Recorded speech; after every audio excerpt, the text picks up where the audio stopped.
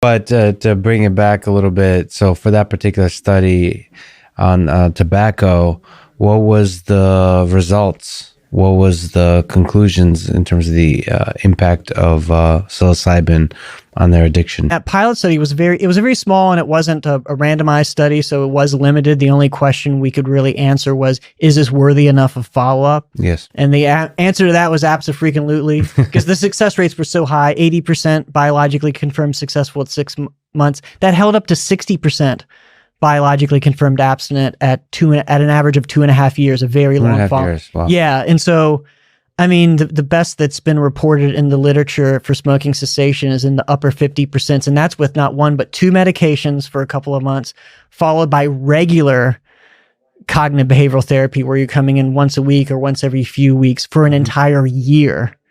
And so...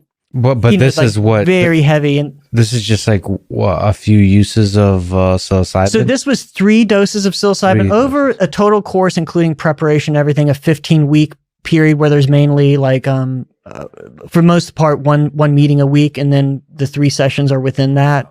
And so we've scaled that back in the study we're doing right now, which I can tell you about, which is a randomized controlled trial. But it's the original pilot study was these 15 people. So given the positive signal from the first study telling us that it was a worthy pursuit, we hustled up some money to actually be able to afford a larger trial. So it's randomizing 80 people to get either one psilocybin session, when we've scaled that down from 3 to 1, mainly because we're doing fMRI neuroimaging before and after, and it made it more experimentally complex to have multiple sessions. But one psilocybin session versus the nicotine patch, using the FDA approved label, like standard use of the nicotine patch. So it's randomized. 40 people get randomized to psilocybin, 1 session. 40 people get nicotine patch, and they all get the same cognitive behavioral therapy, sort of the standard talk therapy. And we've scaled it down somewhat, so there's less weekly meetings, but it's within the same ballpark.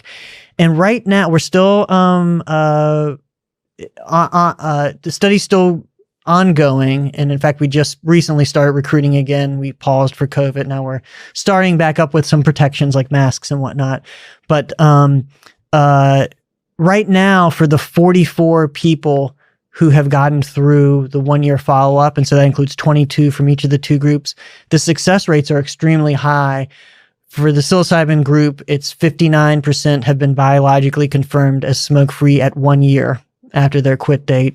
Mm-hmm. And that compares to 27% for the nicotine patch, which, by the way, is extremely good for the nicotine patch compared to previous research.